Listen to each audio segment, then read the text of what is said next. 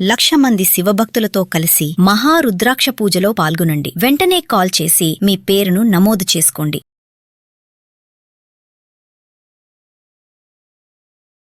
నమస్తే, సుమన్ టీవీకి స్వాగతం. ప్రస్తుతం మనతో ఉన్నారండి ప్రముఖ ఆధ్యాత్మికవేత్త, మంత్రశాస్త్ర పండితులు దత్తాత్రేయ శర్మ గురువు గారు ఉన్నారు. నమస్తే గురుగారు. నమస్కారం.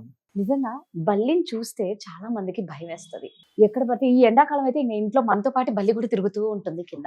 అలాంటి బల్లి పొరపాటున మన మీద పడితే మాత్రం నిజంగా చాలా మంది భయపడిపోతారు. బల్లి పడించుకున్న వాళ్ళకన్నా చూసిన వాళ్ళు, ముఖ్యంగా ఆడవాళ్ళకి ఎక్కడ లేని భయం వస్తుంది. ఈ బల్లి అనేది మన బాడీలో ఏ పార్ట్ లో పడితే అది శకునం, లేకపోతే ఎక్కడ ఏ భాగంలో పడితే అరిష్టం అవుతుంది. ఒకవేళ బల్లి పడిన తర్వాత మామూలుగా అంటూ ఉంటారు, అరే బంగారు బల్లి తాకిన వాళ్ళని తాకు అని అంటూ ఉంటారు.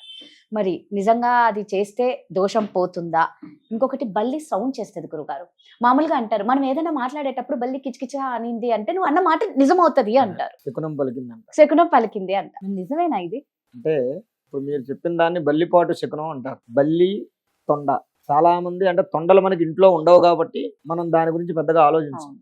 కానీ బల్లి, తొండ రెండూ కూడా ఒకే జాతికి సంబంధించినటువంటి జంతువులు అన్నమాట, ప్రాణులు. బల్లి అనేటటువంటిది మామూలుగా అన్ని ప్రాణులు ఎలాగో ఇది కూడా అంతే. దాన్ని మనం ప్రత్యేకంగా భూతద్దంలో పెట్టి చూడాల్సినటువంటి అవసరం లేదు. కాకపోతే మనకి పూర్వం నుంచి ఇది ఆచారమే తప్ప శాస్త్రం లేదు, కేవలం ఆచారం. అయితే మనం కొన్ని సందర్భాల్లో ఆచారాన్ని మాత్రమే ప్రధానంగా తీసుకోవాలి. శాస్త్రం కొన్ని సందర్భాల్లో, అంటే అన్ని సందర్భాల్లోనూ కాదు, కొన్ని సందర్భాల్లో శాస్త్రం కన్నా ఆచారానికే మనం ఎక్కువ పెద్దపీట వేయాల్సినటువంటి పరిస్థితి వస్తుంది. ఆ కారణంగా ఈ బల్లిపాటు శకునం అనేటటువంటిది ఇది ఆచారంగా తీసుకోవాలి. ఏమిటి పెద్దలు దీని గురించి ఏం చెప్పారు అంటే, అసలు ఈ బల్లికి అంటే అంత భయం ఎందుకు? మిగిలిన అన్ని జీవులు, ఇప్పుడు ఇంట్లో ఎలకలు తిరుగుతూ ఉంటాయి, పిల్లులు తిరుగుతూ ఉంటాయి, కుక్కలు తిరుగుతూ ఉంటాయి, అలాగే బల్లి కూడా తిరుగుతూ ఉంటాయి. మరి వాటిని చూస్తే లేనటువంటి భయం బల్లిని చూస్తే మాత్రం ఎందుకు అని అంటే, బల్లి మరణించనంత వరకు కూడా బల్లి బాగానే ఉంటుంది.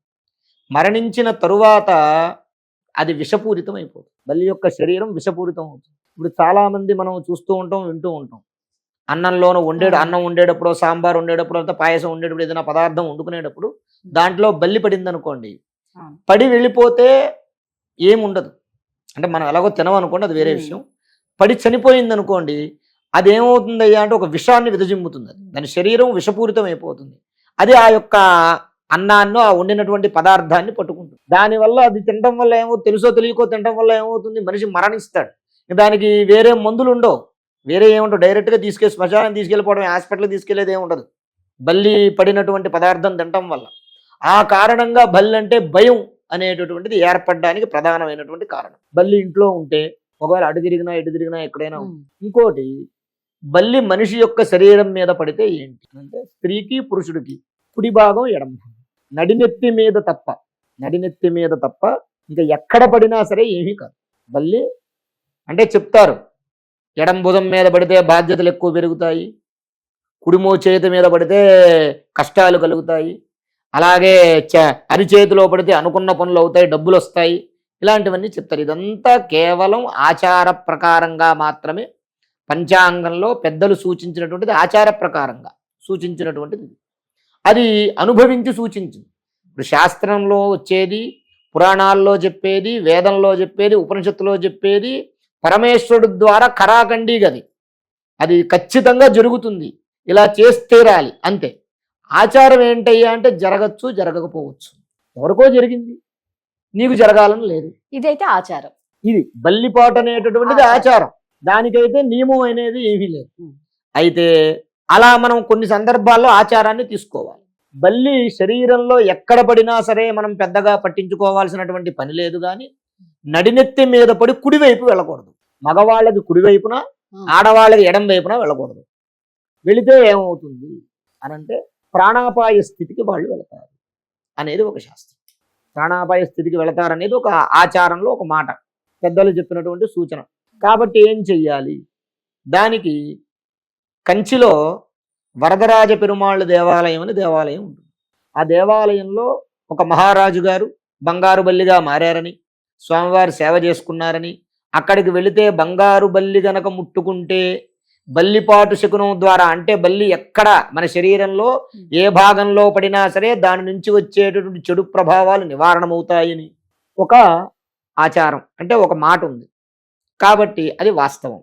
ఎందుకు అంటే ఏదైతే మనం ఈ ఆచారాన్ని పాటిస్తూ ఉన్నామో, కుడి చేయి మీద పడింది, నీకు కష్టం కలుగుతుంది అన్నటువంటిది నువ్వు నమ్మినప్పుడు కంచి వెళ్ళి అక్కడ బంగారు బలిని ముట్టుకుంటే ఈ దోషం పోతుంది అని కూడా నువ్వు నమ్మాలి. అంతేగాని ఇది పడింది కదా అక్కడ అవుతుందా లేదా అనేటటువంటి అపోహ పెట్టుకోకూడదు. ఇక్కడ ఆచారాన్ని నమ్మినప్పుడు అక్కడ ఆచారం కూడా, ఆచారాన్ని నమ్ముతున్నావు అంటే ఆచారాన్ని తూచా తప్పకుండా పాటించాలి. కాబట్టి ఆ ప్రకారంగా కంచిలో కూడా బంగారు బల్లి వెండి బల్లి రెండు ఉంటాయి. అక్కడ బంగారు బల్లి కంటే ఇప్పుడు దొంగల ప్రభావం వల్ల ఆ వజ్రాలు అవి తీసేశారు, కానీ కళ్ళ మీద బంగారు బల్లికి కళ్ళలో వజ్రాలు ఉండేవి అప్పట్లో. అది మహారాజు యొక్క అంశ అంటారు దాన్ని. అక్కడికి వెళ్ళి ఆ బంగారు బల్లిని వెండి బల్లిని ముట్టుకోవడం వల్ల వారికి విష్ణుమూర్తి యొక్క అనుగ్రహం ఉందని, వారు అక్కడ బల్లులుగా మారి స్వామివారి సేవ చేస్తున్నారని ఒక కథ. కాబట్టి వెళ్ళి ఆ బంగారు బల్లిని వెండి బల్లిని ముట్టుకుంటే ఆ దోషం పోతుంది. కానీ చాలా మంది ఏం చేస్తారు, నేను కంచెళ్ళు వచ్చాను ముట్టుకుని వచ్చాను నువ్వు నన్ను ముట్టుకో అంటారు. కానీ అలా కాదు, ఎవరిది వారికే. మనం ఒకటే గుర్తుపెట్టుకోవాలి, పూజ విషయం కానీ దోషం విషయం కానీ కర్మ కానీ ఎవడి కర్మ వాడిదే. కాబట్టి ఖచ్చితంగా కావాలంటే ఒక పని చెయ్యొచ్చు, నువ్వు కంచి వెళ్ళలేదు, వెళ్ళి ఇప్పట్లో వెళ్ళి ముట్టుకుని రాలేవు, ఇప్పుడు ఏం చేయాలంటే బల్లి పడిన వెంటనే స్నానం చేయాలి, వెంటనే తలస్నానం చేసేయాలి. తలస్నానం చేసేసేసి ఇంట్లో కంచిలో కామాక్షి అమ్మవారి పేరు చెప్పి ఇంట్లో దీపారాధన చేయాలి. చేసి మనకన్నా పెద్దవాళ్ళు, అంటే ఎవరు ఇంట్లో వయస్సులో వారు పూర్వసువాసినిలా లేకపోతే ఇంకోట అనేది కాదు, వయస్సులో ఎవరైతే పెద్దవాళ్ళు ఇంట్లో ఉంటారో వాళ్ళ పాదాలకు నమస్కారం చేయాలి. ఎందుకయ్యా అంటే కేవలం బల్లి పడడం వల్ల ఆయుష్కి మాత్రమే, అంటే ఆచారం చెప్పిన విషయం అది, ఆయుష్కి మాత్రమే ఇబ్బంది తప్ప వేరే ఇతరత్ర ఏమీ ఉండవు. ఇప్పుడు మనిషి అన్న తర్వాత కష్ట సుఖాలు అనేవి ఉంటాయి, ఆ బల్లి పడినా వస్తాయి పడకపోయినా వస్తాయి. కానీ నడినెత్తి మీద పడడం వల్ల మాత్రం ప్రాణాపాయ, ఇప్పుడు కాకి పొడవడం వల్ల కానీ గ్రద్ద పొడవడం వల్ల కానీ గబ్బిలం కానీ ఇటువంటి కొన్ని ఉంటాయి, కొన్ని విషపూరితమైనటువంటి కొన్ని రాక్షస ప్రవృత్తి కలిగినటువంటి కొన్ని జంతువులు ఉంటాయి, జంతువులు పక్షులు అవి వచ్చి మన నెత్తి మీద తాకితే, ఆ నెత్తి మీద తాకడం వల్ల ఎందుకు అవి తాకుతాయి అంటే వాడి టైం అయిపోతే వాటికి ఏదో సినిమాలో చూపించినట్టుగా సంఖ్య కనపడుతూ ఉంటుంది. పశువులు పక్షులు మనిషి యొక్క ఆయుష్ని మనిషి యొక్క ఆరోగ్యాన్ని అవి తెలుసుకోగలవు, పశువులకి పక్షులకి ఉంటుంది. అలాగే కాకులు కానివ్వండి, గబ్బిలాలు కానివ్వండి, గుడ్లగోబ ఇటువంటి ఏవైతే రాక్షస ప్రవృత్తి కలిగినటువంటి కొన్ని పక్షులు ఉంటాయి, వీటికి ఈ పక్షుల కంటే దైవాంశ కాకుండా రాక్షసాంశ సంబంధించినటువంటి పక్షులు, ఈ పక్షులు ఎప్పుడైతే ఈ పక్షులు కానివ్వండి బల్లి కానివ్వండి ఇవి నెత్తి మీద పడతాయో, నెత్తి మీద తాకుతాయో అప్పుడు ఖచ్చితంగా తలస్నానం చేయాలి, ఇంట్లో దీపారాధన చేసుకోవాలి. ఖచ్చితంగా వాళ్ళు మృత్యుంజయ జపం మృత్యుంజయ హోమం చేయించుకోవాలి. అదొక సూచన అనమాట. అవి ఎందుకు పడతాయి, వాటికి పని లేదా అని అంటే వీడు చేసినటువంటి పురాకృత కర్మ ప్రారంధం, అంటే పుణ్యం వల్ల వీళ్ళ తల్లిదండ్రుల్లో వీడు చేసిన పుణ్య ఫలితం వల్ల ఏమవుతుందయ్యా అంటే, ఒరే నీకు టైం దగ్గర పడుతోంది, ప్రమాదం రాబోతోంది, జాగ్రత్తగా ఉండు, దానికి పరిహారాలు చేసుకో అని సూచనగా అవి ఇస్తాయి తప్ప అది పడిందని ఏదో జరిగిపోతుందని కాదు అమ్మా. అది విషయం. అంటే మీరు అన్నట్లు ఈ తలస్నానం చేసి ఆ పూజ చేసేసుకుంటే, ఆ హోమాలు కనిపి చేసుకుంటే ఆ దోషాలు వెళ్ళిపోతాయి, ఆ దోషం పోతుంది. చాలా చక్కగా చెప్పారు గురుగారు, ధన్యవాదాలు. నమస్కారం. శ్రీ మహాగణాధిపతయే నమః. ఆరోగ్యము, ఐశ్వర్యము, ఆనందము, ఆర్థిక లాభం ఇవన్నీ కలగాలంటే ఆగస్టు 11వ తారీఖు మంగళవారం రోజున మేము నిర్వహించేటటువంటి 1,00,000 రుద్రాక్షల పూజలో పాల్గొనండి. పరమేశ్వరుడి యొక్క అనుగ్రహం వల్ల సర్వ విధములైనటువంటి కష్టాలు నివారణమై ఐశ్వర్యాలు కలుగుతాయి. 1,00,000 రుద్రాక్ష పూజలో పాల్గొనేటటువంటి వారు స్క్రీన్ మీద స్క్రోల్ అవుతున్నటువంటి నంబర్లకు కాల్ చేసి రిజిస్ట్రేషన్ చేసుకోగలరు. స్వస్తి.